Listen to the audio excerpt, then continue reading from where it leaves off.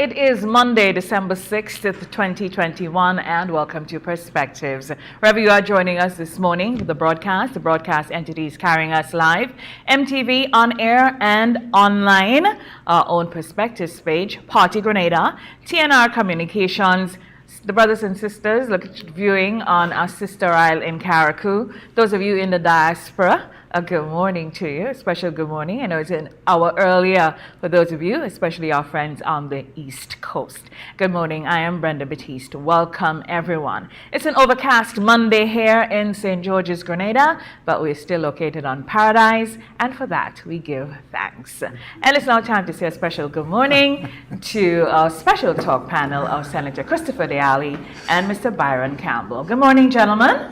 Good morning, Brenda. Good morning to our viewers and listeners. And Paradise are going to take. Take that. Yeah, man. You know, we're getting some weather. Yes, So we didn't get much rain in November. We're getting some in December. So, yeah, you have to be happy to take what you get when you get it. Byron, we take Of course, you know, we expected a lot. Morning, good morning, morning. Yes, November was a bit dry, but we we need the rain because, I mean, the dry season can come in early, like January, February, we don't know for sure, but it's coming, and therefore, if you look at the rivers, our levels is quite low, so we do need that. NASA will tell you that they need as much rain as they can get. So I think everyone welcomes this particular. It may not be perfect for some crops that you have, but generally it's welcome. And I saw the minister. Makes good. It's perfect for sleeping. Yeah. I saw the minister announce they're now going into biological control for the scale insect, which is, I suspect, welcome news for farmers as well, apart from augmenting the spraying program, of course. It is, but keep in mind that wherever you introduce this biological insect, the ladybird beetle, which is an excellent predator to the scale insect, you can't apply some sprays, most of the ones.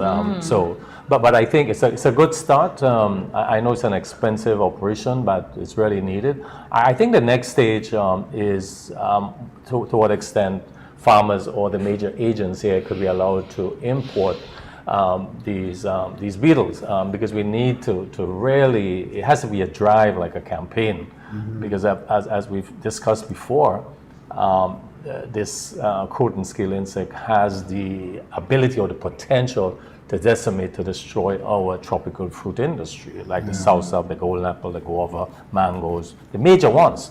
And so I'm pleased to see this particular development by the government of Grenada, by the ministry, and so we look forward to see it spreading, you know, and taking hold of this dangerous insect. It's so interesting because as a young girl, there was a lot of these ladybug beetles around, and you always wondered. I mean, it just when I heard, because I heard a little bit of the minister's presentation, and when he was alluding to that, and I felt empowered because you told us so much here on the show about the scaling and so on. So I felt like, yeah, man, I know that information. But I'm making the point to say that it just goes to show that for everything that's in our environment, plant life, animal life, you know, whatever, there is a purpose. Because who knows, who knew that the ladybug beetle will be that important, you know? There was one time fogging was accused, allegedly, I don't know for sure, the science supports it, of running the ladybugs and reducing the population, and then they adjusted the fogging downwards. So we have to reach a balance, because I don't think it's a kind of insect that you'll be able to eradicate, but if you get your natural predators up to a level, then you can control this.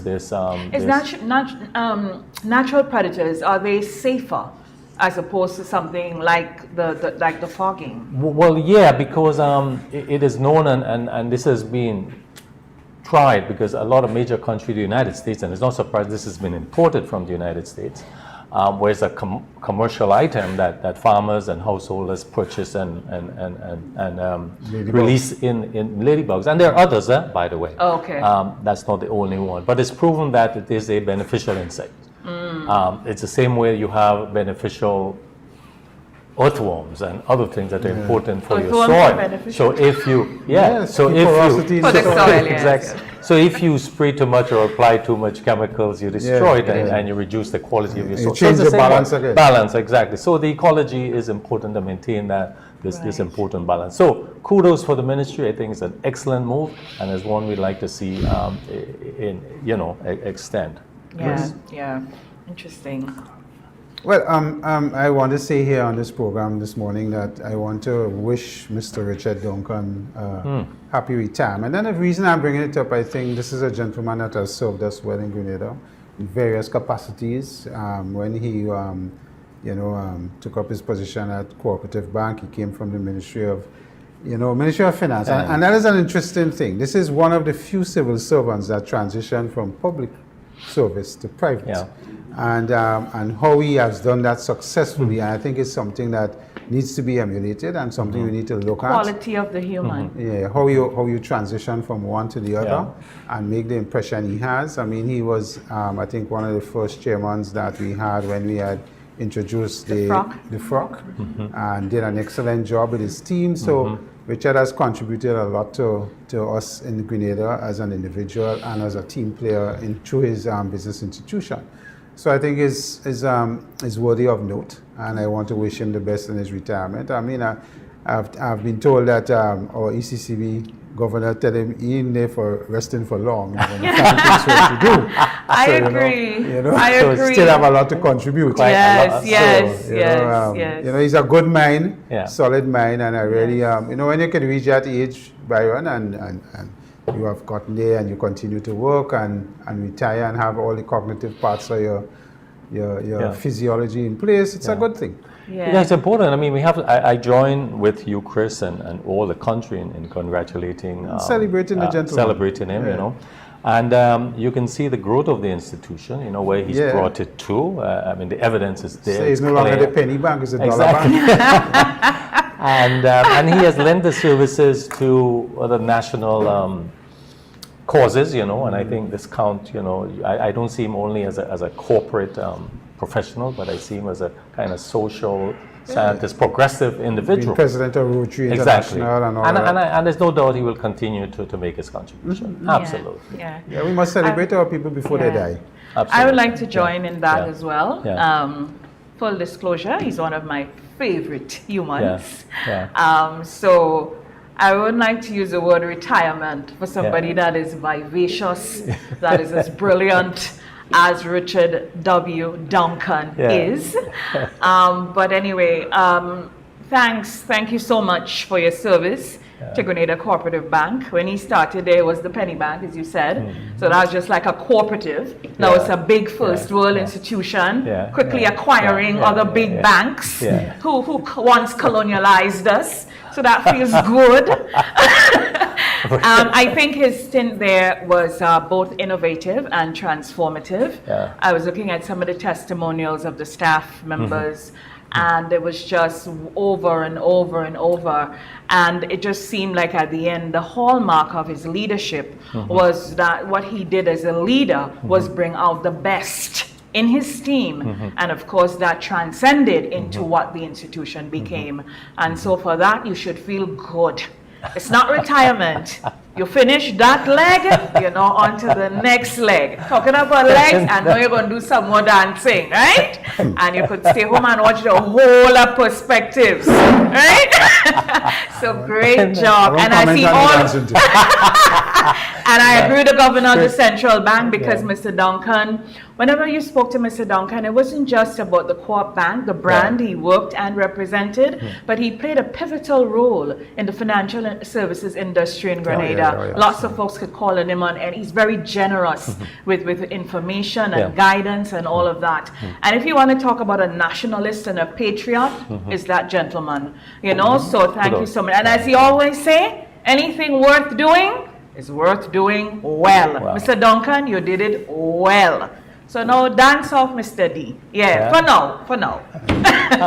Brenda, I want to talk about a legal matter this morning. Two legal matters. Come in, counsel. Two legal matters. The first one has to do with the fact that Grenada has now launched an initiative to reform the rights of common law spouses. And I think this is excellent, to bring equality to this. So cohabiting partners would have the right to apply for spousal maintenance in the event of a relationship breakdown. Or legal reform also, this would address the rights of the division of property when cohabiting partners split up. Before it was only quote unquote legal marriages where you can have this this facility. So now women, male women mostly here, that have been cohabiting, living in common law, will have those rights. And I think this is a significant development.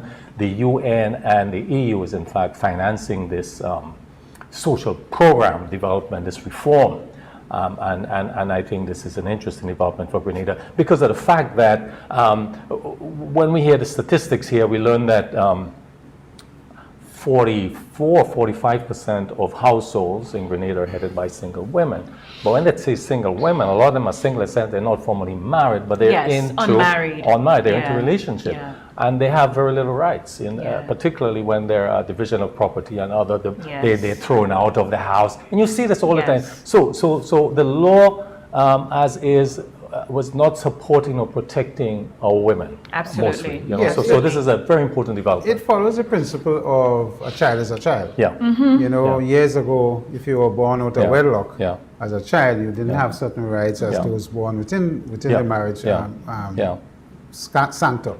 Now, it's a similar thing that's being developed for our women in common law relationships, or men in common law relationships. It happens on both sides. Period. And if you can establish, and I suspect when the law comes out, they're going to have time limits on how long you have been in the relationship and what happens and so on, your contribution splitting up assets. to the assets and the developing assets, and then, so typically now in divorce matters, that is only when you come to partitioning of assets and how it's done and so on.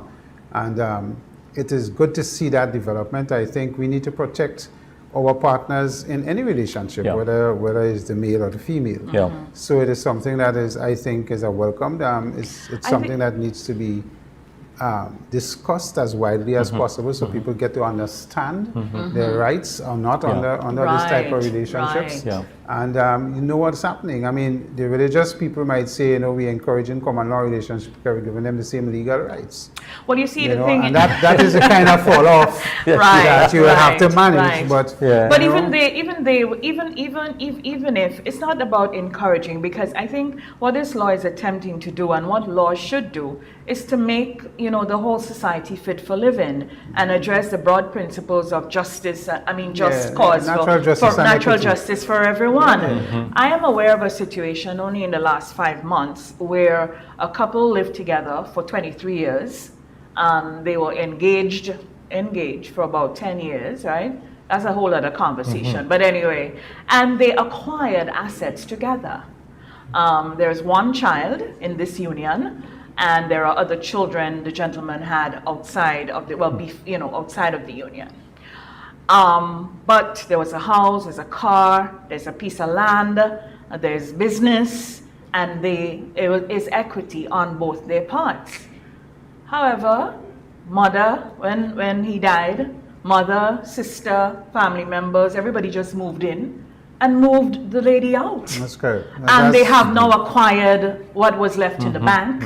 What is the only thing I think the only leg she can basically stand on now is, what the share that the child can get. Yeah, correct. And there are so many, facets to this. I mean, that people, live together for such a long time. And, they die. And then, yes, the priests and the pastors and the apostles and the bishops, they would probably say, this law attempting to address, and we should be encouraging people to get married and no fornication. But I'm sure they will also understand the fairness of it. So I am in full support of this because this has happened. This really is something that is happening in our country, and we need to address it. Reality on the ground. And that's what law should attempt to do. Remedy the unjust situation. The other legal matter, I'm not a lawyer this morning, but the other legal matter. Counsel, come in. The other legal matter I want to bring to our attention is that, and it came about, I was reviewing a recent human rights report in Grenada, and it surfaced there that the issue of flogging and whipping.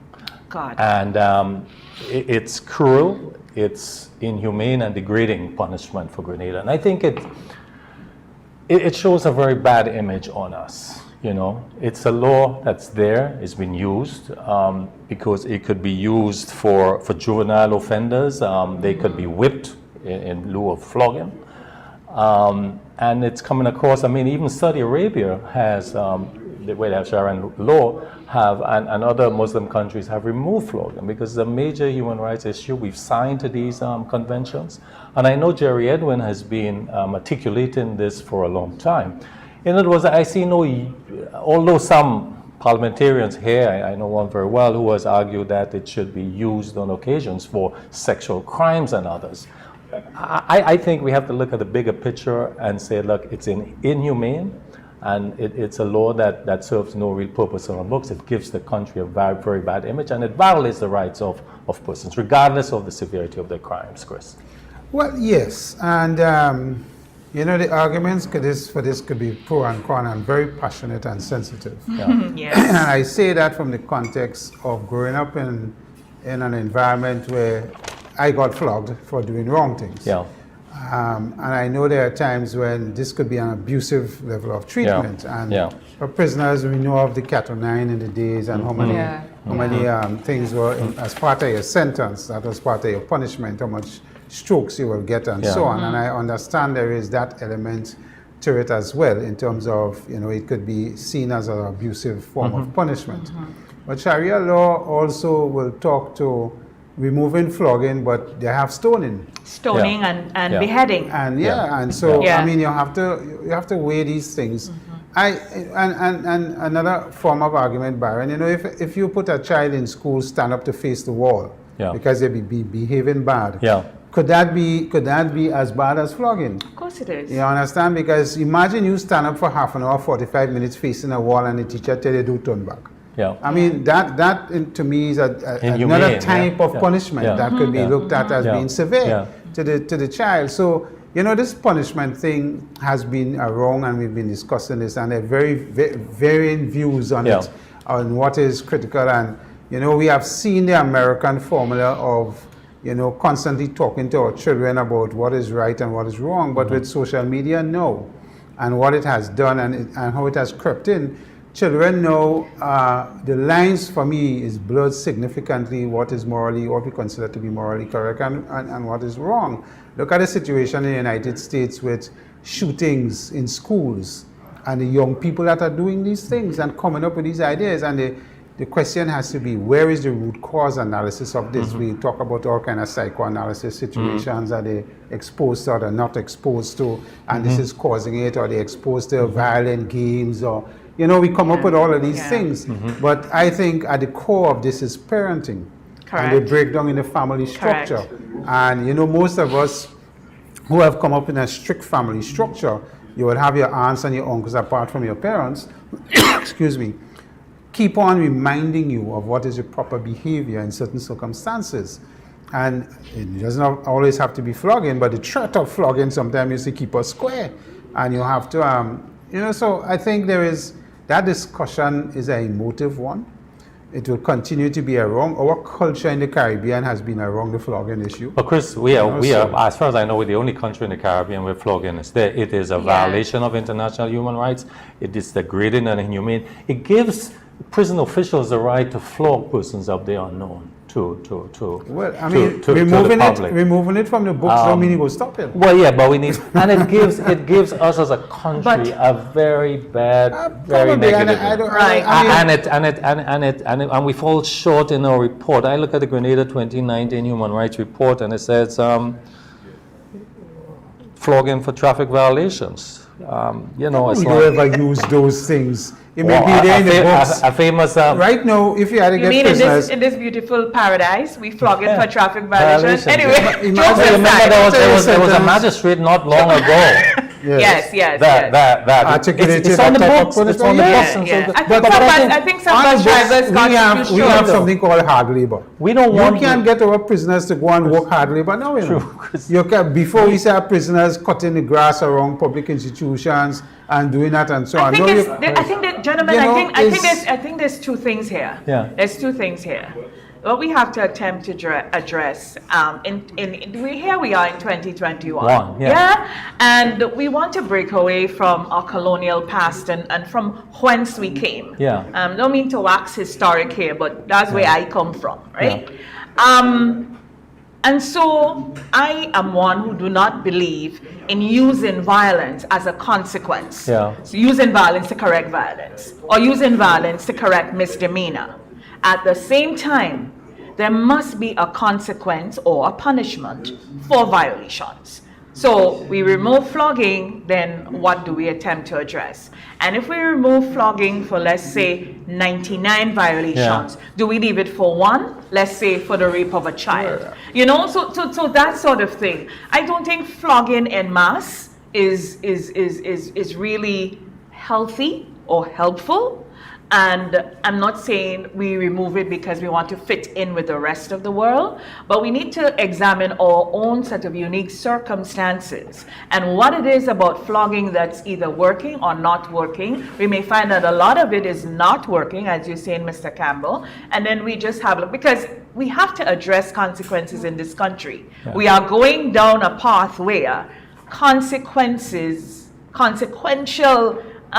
redress seeming to be, well, it depends on who you are and what you do, or even where you stand, yellow or green and that sort of thing. And that needs to stop. So consequences we need to address. Severe punishment for things like rape and all of that. So that is what, look on Facebook here, Brian Grimes is asking, so when you eliminate severe punishment, how do you deal with vicious crimes? That's my point. Police. Flogging is a violation of international human rights. We, at the UN, documents we've signed to. We are part of an international community. Bottom line, when we produce our reports on Grenada human rights, this surfaces. It's a bad image for the country. It's not helping us. We have an obligation to abide by treaties, by declarations we've signed to. So there's no debate on it. It has to be as we abide by treaties, as Grimes is asking here, how do we deter vicious crimes? How do we address that then? This is another issue. No, but we have to address them. You can't link flogging with the issues that you have. Mr. Campbell, you have to remove it because you have an obligation as a country to remove it. That's another conversation we could have. These are other social and other issues. Mr. Campbell, so if flogging, let's say flogging is the only consequence. This is an example here.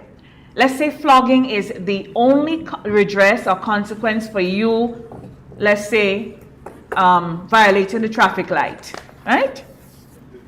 As I remove flogging, what do I replace it with? That's what I'm saying.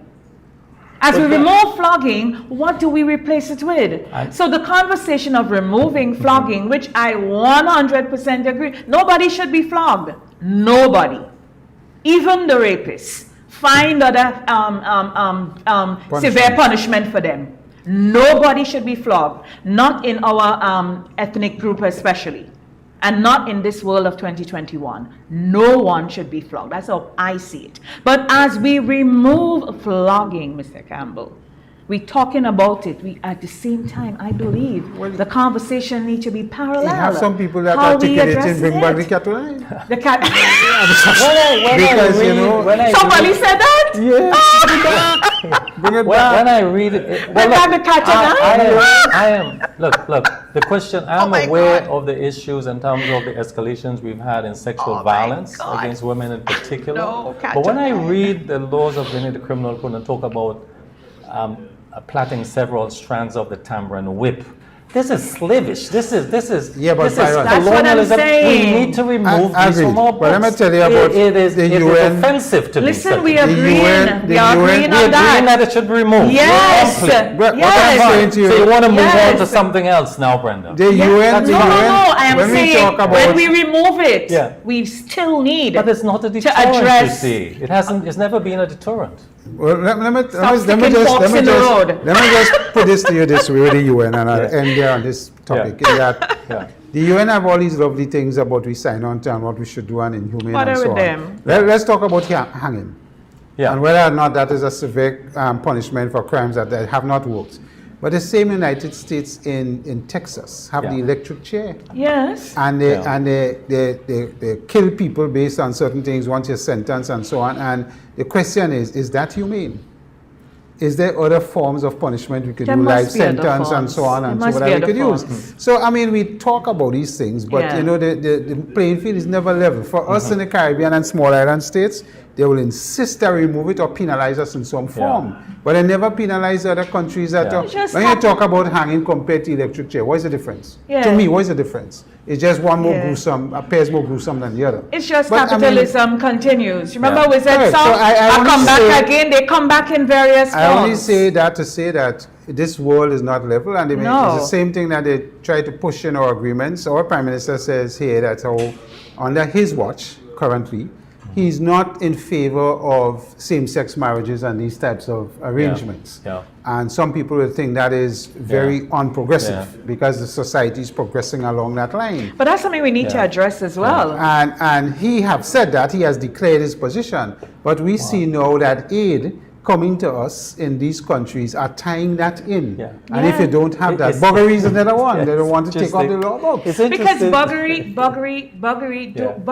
and, all right, so the buggery might be part of a homosexual act, but buggery on its own, it's not. Correct. It's not homosexual, right? So these are things we need to address because buggery on our books is an offense. Well, this is interesting. So if somebody... You raised this because I'm reading here Grenada 2019 Human Rights Report, and this is what it says about it. Significant human rights issues including criminalization of consensual same-sexual activity between men, although the law was not enforced during the year. Yes, and there's a point. That's the point I'm saying. And they're forcing us now in these regions because of aid and aid packages to go along that line. But no, it cannot be addressed because even if you are aware of people that are in same-sex relationships, right, or men because of their genetic makeup, that's where the buggery part comes from, right? Let's use proper language here. Right? You cannot just say, because you are aware that here is a same-sex couple, that you're going to arrest them or cite them for buggery. How do you do that? So it is just nonsensical. It is something that just needs to get off the books. And it only applies to male. You know, Byron, but of course, because of the genetic makeup of the male. We have to be careful. That's discriminatory. You know? It's discriminatory? Absolutely. You know? The one thing we taking into consideration here is our culture. Oh gosh, we need to stop. Caribbean people. You know, we strongly religious as a Caribbean people, and the culture with that and the arguments for or against. But you know, we are getting into a world where now, you know, I was recently told at the corporate level, we are being they are chatting to us now that they're getting rid of the Mr. and Mrs. If I am to address a letter to Brenda, I know Brenda to be female, I will address Brenda as Mrs. or Miss. Now they're saying you have to be neutral in the gender address and address it MX. In professional, no, that is not even new. And I have always had a trouble with that. And in Grenada here, it's a big problem. When you are in formal language, in communicating in formal letters and so on, you are supposed to be neutral. I see these things where these letters coming from formal business places. Brenda Baptiste in bracket, MRS. For what? Brenda is a woman. Just Miss Brenda Baptiste. I don't know what the MRS is for. You call a place and you say, it don't have to be good MRS, morning, but good morning, I know you as Miss. If you're not MRS, I address you as Miss because it reflects your gender. When you come and tell me MX, so what are you addressing? MS? Or MX. MX is a new thing. No, MX. No. It's not MS, it's MX. It's not Mr. Yes. MX for what? MX, that is the point. That's well, the neutrality. I'm a robotic? No. That's the neutrality of the thing. That is where we're going with this. Or MESSRS. No. Not MS or MR. No, we're getting crazy. We're getting crazy. No, you cannot register a child. If you're in the US now and your child borns female or male, you cannot register them as a female or male until the child is of an age to decide what their sex is. Or what they want their sex to be. Or what they want their sex to be. That is where this world is heading. So what do you do, So I'm saying, no, you just don't register them until they get and You know, so how they capture it? I am not certain, but this is now happening. Okay. This is happening. I thought in you said countries. MS. No, MX. Yeah, because let me tell you, there's a big problem here. You know, I called a place recently. I asked to speak to a lady. She was pleasant. She was professional. She was really sweet. But every time I said Miss, let's do like I said Miss Allie, she corrected me 3 times. Yeah. Mrs. Yeah. On the third Mrs. I said, well, I mean, I'm talking to a female, so I'm just saying Miss. I'm not trying to degrade your married status. Yeah. I just find we attach too much nonsense to but I'm it. just saying, I say that I raise this point only to see that we are heading down a road where you have to have gender neutral. Senator Allie, you better get with it. Gender neutral washroom facilities for when we build buildings like Parliament and so on. Yeah. You have male, female, and you have a gender neutral one. The new society. Yeah, and you know, it begs the question, where are we heading with this? Yeah. You know, and with all due respect to LGBTQI, whatever acronyms now they're attaching, you know, I is intersex and all of that, it gets us more confused, I think, on what is... Because I asked somebody recently, we were having this conversation about the toilet, so I say, what does a hermaphrodite do? Where do they go?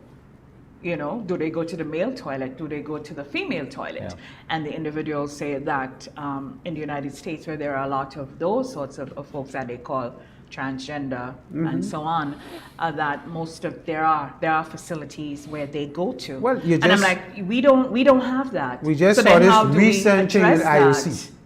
We are coming to Olympics. Yeah. International Olympic Organization committee just said and put out a release that you could declare yourself transgender and run a race with females. A male who have declared themselves to be transgender could go and run in a race with females. But that would be tested in terms of the hormones level? Or no. They said the only way to stop it, the women in the race will have to launch a appeal to protest. Say... Not only that, a protest and to prove that the person has a definitive advantage over them. Now, could you imagine a male like Bolt running down 100 meters with his compatriots from Jamaica and so on, Price and so on? I mean, come on.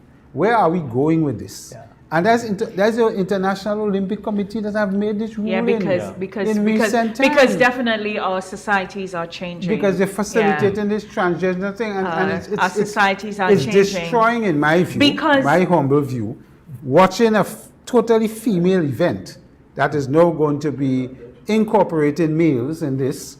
And you know, we had this example of the South African girl that was a long distance runner who had a certain physique and so on, and they banned her and they put her through many tests because she's female, but her physique is probably looking more male, and she had a definitive advantage in a way. I mean, we get to the place in the world where I think a lot of us culturally who have been contextualized in a certain way is going to confuse us. And when our children, I mean, I don't know about this thing about, you know, declare yourself to be a transgender type person, and as a result you get these rights to do these things. You're familiar with basketball, right? Of course. So Dwayne Wade of the Miami Heat, he have these children, and when he have 3 boys? Yeah, well 4, but 3 on the up. So when the son and the second son, the one in the middle of the 3, when he got to just the other day, about 9, he declared he wanted to be a girl. He said he don't feel like a boy, you know, and so they facilitated his change. That is a thing. And you know, I looked at the father and the mother, you know, not his biological mother, but the father's wife, because they are raising the boys. And I looked at them talk about it, and I mean, as a father, you can see a male athlete who is so, you know, but when it comes to your child, it is a whole other matter. So it looked as if for the love of his child, he had to find ways to put aside, you know, what he would want to see as his son, you know, Brenda, but this child telling him that this is how I feel, Dad, and this is how I want to be. Physiological change is one. You know, there is a mental side to this, because we have had these changes happen, and when they change from, say, male to female, and they recognize that they still have male thinking and thoughts because they want to come back, and some of them commit suicides and so on because there's a emotional and mental side to this that to me doesn't totally make the change over. The physiological part is easy, with the science, but you have to change the mindset, the emotional set, all of that has to change. Because remember, the bubble in which they live, which is us, the society, remember, we are not running to support that. So I'm sure in many respects, they feel very isolated. So naturally we'll play on the psyche. Confused as to what to support. Because we were raised a certain way. Whether or not we were raised a certain way, we're confused. When you go to a place and they tell you, I am transgender and whatever the case may be. Yes, because the story of creation, you're either male or you're female. That's how we're raised. That is what we were given. we were male. That's how we're raised, yes. So now here we are turning into different things. Well, I don't know. So I have listened to you we're guys, morphing into different things. I don't have so much expertise or opinion on we this, have a listener. Senator Allie. We have to have these conversations in Grenada. Of course. We have a very young society. Younger folks are more open when it relates to matters of sex and community and that sort of thing. And I always look at my children as an example. Right. So I think we have to lay the groundwork where a child can come to us and say, "Mommy, Daddy, Auntie, Grandma, this is how I feel." Brenda, there's nothing wrong with that. We can discuss what we feel all the time. And we can't keep telling the child where we bring these things. You understand? And there's absolutely no. I'm not saying it's not here. What I'm saying is that our societies, those of us. I mean, I have said to my kids when I was growing up, you would think homosexuality was a bad word, and you were culturalized that way. That it is totally unnatural, right? To put different words to it. And that is how we are cultural. So I grew up having this absolute, thing about them. But my children, who have been conditioned, and their mind have been conditioned since they're growing up, exposure to media and what is happening in the world, they don't have the same passionate rebuke as I have towards that type of lifestyle. And they would say to me, "Daddy, that is their business. If they want to do it, let them do it. Once it affect me." And they move on. And if we have friends who are that way, we respect and we love them just the same. I may have a different approach and a rebuke to it because of my culturalization, and I don't intend to change my culturalization. What's your approach, Chris? Huh? My culturalization would not change. I've said so publicly in Parliament. So you don't believe it's biological and there's nothing they can do about it? I'm not saying that they are not exceptions to the rule. What I will say, I always say to my friends, I will respect you as a professional and a human being, but that's as far as it goes. Because I oppose that level of lifestyle. I do. But you don't believe it's a natural and it's biological and there's nothing? No, I don't believe I think it's a decision that is made. So I don't think so, Chris. I've given him 150% for diplomacy because as he's talking, you should see the color of his hair. No, it's pink. I am clear about that. I said so. I mean, it's nothing that I have not. I mean, all of us have lines, and that's mine. That's your line. Yeah. And you must respect it. And your children, they're not able to influence you otherwise. No. And that is my culturalization. But and I'm happy to be there. In that space. I have no problem with that space. How about in your professional space? Have anyone ever? I mean, how do you feel if somebody applies for a position, let's say at your firm, or if you? I'm sure you have sat on a lot of interview panels and so on, and you meet with someone. Did that change how you feel about them as it relates to their skills and competencies and so on? Most of us in the corporate world now have been instructed that you cannot discriminate based on your level of sexual orientation. That is clear. Even with the transgender type approaches, you have to evaluate a person on what they bring to the job or to the position that you whether they whatever they are, you have to. That is what your analysis is on. The other side to that discussion though is how do they come in when they come into your organization, the culturalization with other employees and how it may or may not affect them. I may have a employee pool that anti-same-sex type relationships. I bring in a same-sex person and they flaunt their same-sex thing and it causes some sort of anxiety within the staff. Define flaunt. Well, some of them are more male who are more female in terms of their approach and their orientation and what they do every day. And that could cause sensitivities within your staff, anxieties within your staff.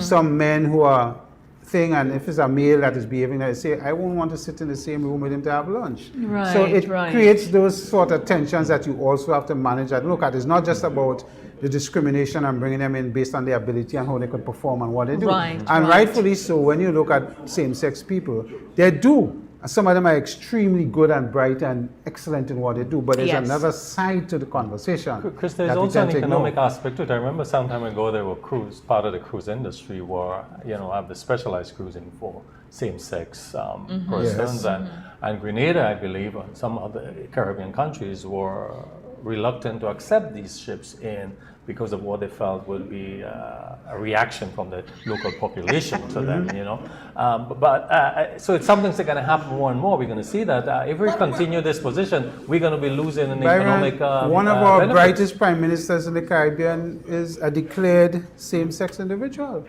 And she has said so, continues to live that life, and she's one of our brightest and best right now. And Chris, I have to talk about this woman. But people... Her sexual orientation has nothing to do with her job and how she articulates on behalf of her country and internationally as well. And she's doing a good job.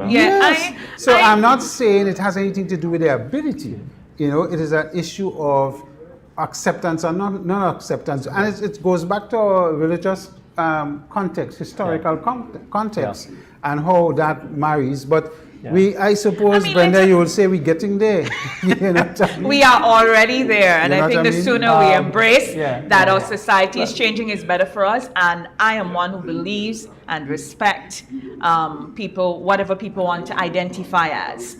If I am, bouncy, bubbly, bountiful Brenda, who want to identify as Brandon on Friday, I believe somebody should respect that. Okay? And so this conversation and is welcome. As well as I've never understood why people's to me, sex is a private thing. Your sexual orientation is a private thing. So I never understand why we get so hung up about because somebody's sexual orientation is different to ours, why we so incensed by it.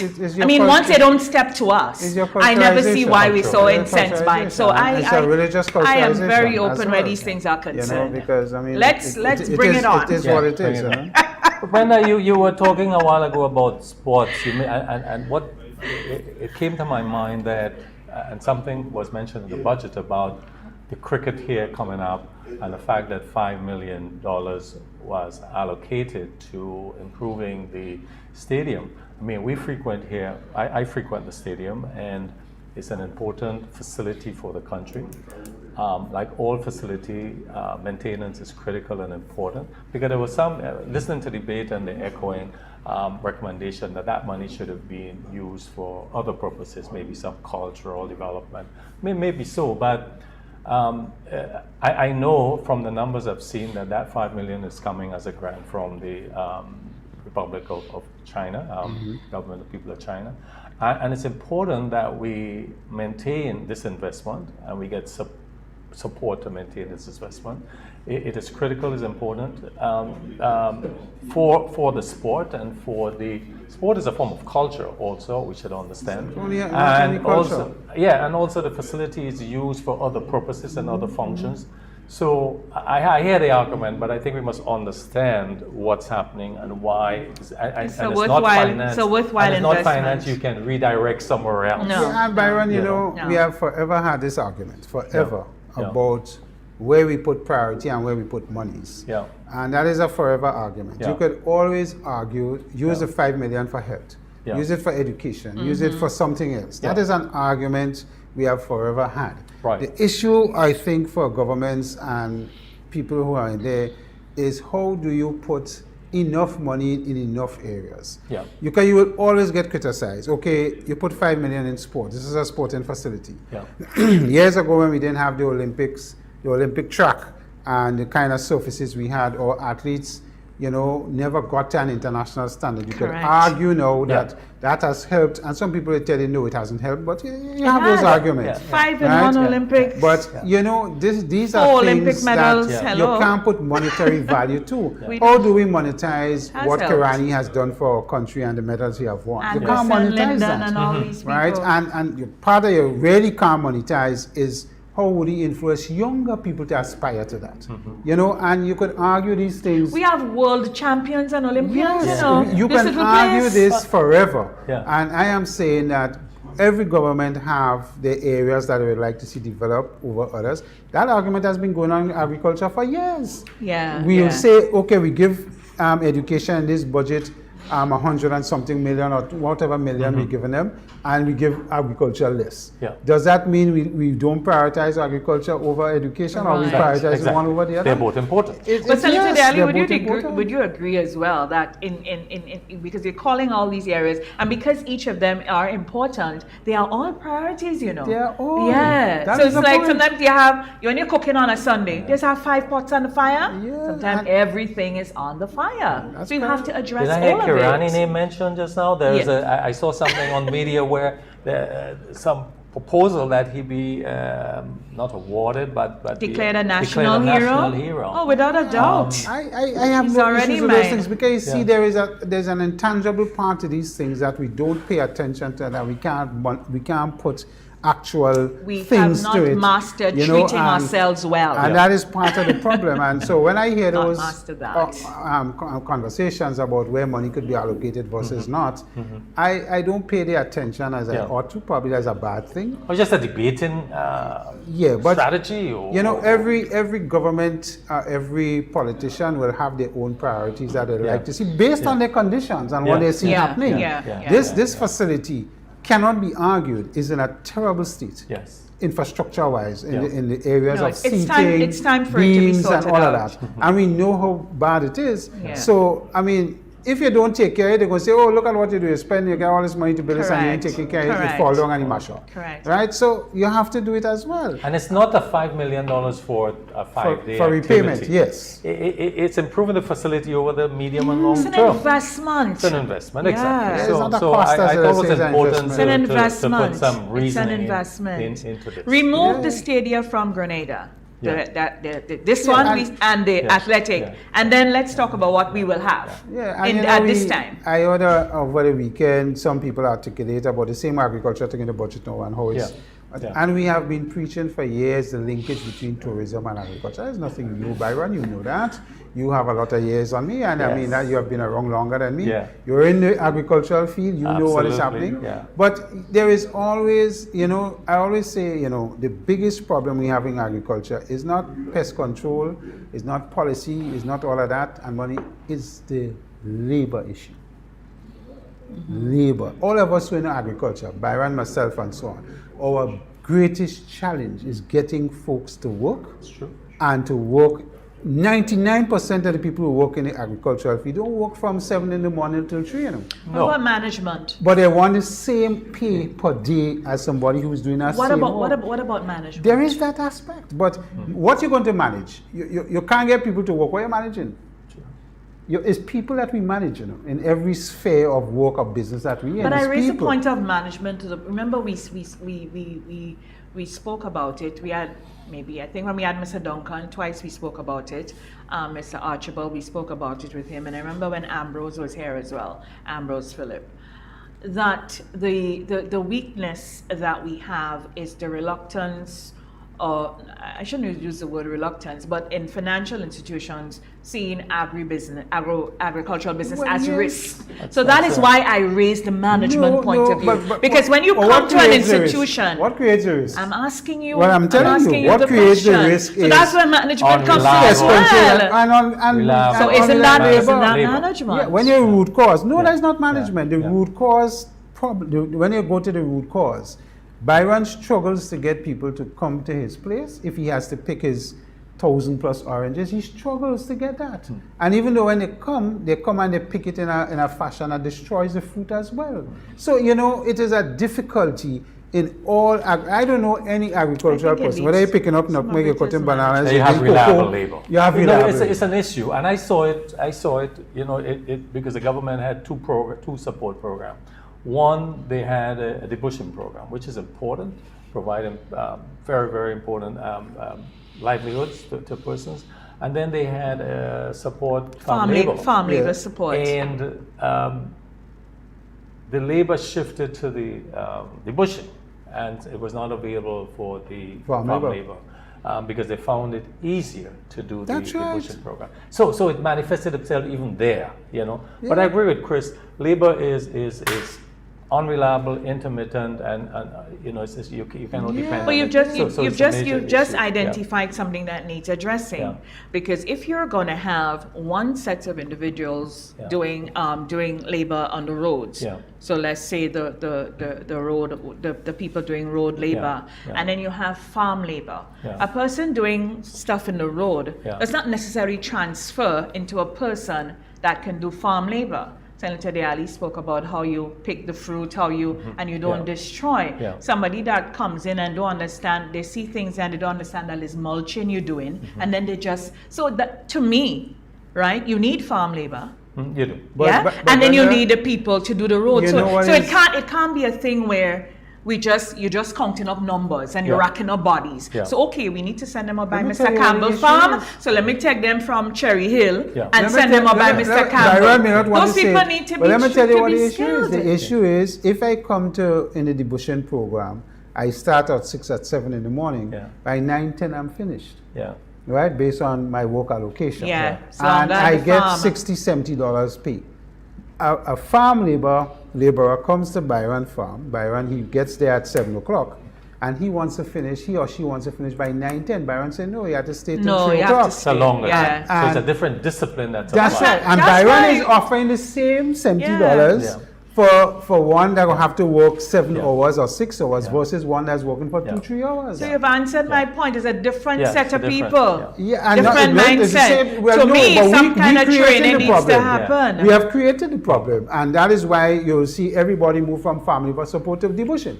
Because I am a worker, I get in the same amount of money for less hours of work in a hot sun. Well, I'm going to do it. I mean, come on. That don't make no sense. Even though Byron giving me an incentive, we all human beings, we know what we do. Well, that says something about all of us. And not some of us. That will take me down the road attitude to work. I want to go there. Attitude to work, I'm going there. Exactly. So that's why I said it nicely, How are you preparing for your budget debate, Senator, next week? Well, yes. We start on the 13th, the upper house. We got our documents last week, so you have a number of things to read. I always more importantly, though, what you've heard so far, based on those who, because the budget was presented, and then last week there were presentations. Did you hear anything that kind of lead you to a point that so this is being addressed, we need to do better here, this is relevant, this is what have you heard so far? My thing is that when you hear people who oppose what was presented, it is opposing. We've heard of tokenism, and we've heard of what could go differently, where they could do it better, and so on. That will always be there. My form of analysis of budget and so on is you have to take it in context. What is the context we present in this budget in? We're in a pandemic. We're in a situation where the economy has suffered. What does the government need to do to stimulate? Because that is a big part of government, and creating livelihoods and balancing that with what we have. So I thought the theme of the budget, so I look at the theme, I look at the context, what we have. There is a medium-term strategy paper, there's a debt paper, there's a paper dealing with risk, upside and downside. So I look at all of those and then formulate my response. The issue here is this response adequate? Is it what people expect? Some people call it election budget, and so on. You could call it what you want based on what your philosophy is and what you're trying to promote. There are words and there's reality. But I always say I'm not a politician. When I do the analysis of the budget, I look at it from that context. What is the benefit to the country, the private sector, who I represent? And not this budget has gone out of its way to put spending power into the hands of people through its various social programs, through various programs like what Byron, through the construction sector, movements in agriculture. There's a strategic part in it as well. And you could criticize up or down, and that is fair. And they could do more here or less here and so on, and that's fair. But at the end of the day, if the government says that for our people and livelihoods, we need to get economic activity, this is how I'm going to do it, I think that is positive. And it must send a message to people that I am investing in programs, whether it's through construction, agriculture, or education, that I am looking to see how we could grow this and do this better. And you will never get it right. No government, in my view, in this environment has the right formula. There is none. We are budgeting for 2022. We don't know what is going to happen in January with Omicron. All of us in the private sector have budgeted for 2022, but the one caveat in our minds and in the background is what happens if this happens and that happens. It changes the entire complex. And what do we do and how do we react? Unpredictable. It's very unpredictable. So yes, you're planning. Yes, you have to plan. You cannot operate without plans, but you have to constantly understand the adjustments in the environment. And the pandemic haven't taught us anything. Is our ability to respond now to things like that when it happens. And it's not just a pandemic, it is your people it's affecting. Correct. You know, when we had chikungunya, I always say, you got up one morning and you're good, and by the time you're going home in the evening, you can't move. Chikungunya, paralyzes you. And we still have people with effects of chikungunya. Through their joints and this and that. Yes. And you know, we don't understand the long-term effects to the society and these things. So it is for us, how do we respond to the people aspect? And I think this budget spoke to that to some degree, and that is important. Because, as you said, people aspect, I was reading a survey from the UNDP over the weekend. It was posted in the Barbados today. I should share it with you. You'd be very interested in something like that.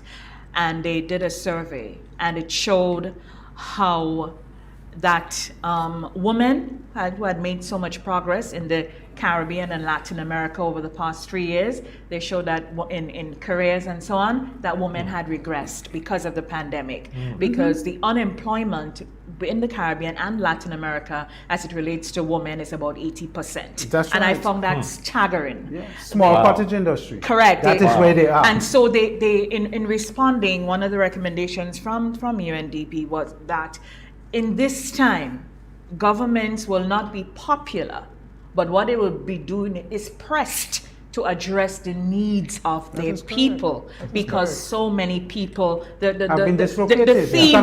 theme is dislocation, the theme is loss, the theme is, you know, so how do we manage this? And then it is novel again for everyone, because you're doing it for the first time. We are critical of things that are happening. I always say, when you're in the kitchen, you know how much heat you have. And it's easy to stay on the outside and criticize this program, that program, and talk about efficiencies and so on. Byron, you know what I'm talking about. In your particular program, SEP and so on, there have been inefficiencies as everything, and you have to work to improve and do it better.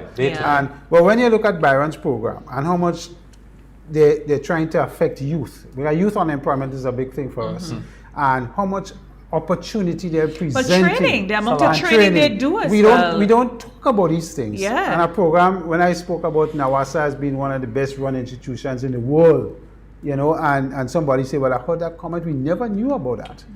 But we went to an international forum from Green Climate Funds, and here it was, these guys internationally don't know Christopher Husbands for nothing, as I said to you, and rated him up. Let me give you a simple thing, because, you know, sometimes I think, and I said, why should the conversation be more positive? Why shouldn't it be more positive? Because we have a lot of positive. You know why? Let me give you one example, Chris, where Grenada is standing. There is the Basic Need Trust Fund. It's a program, it's a grant financing program that is administered by the Caribbean Development Bank for 13 countries. That's been around a long time. We're just completing cycle 9 of this program. And Grenada was ace in its implementation. So much so, it got about $1.5 million as a bonus for its implementation rate.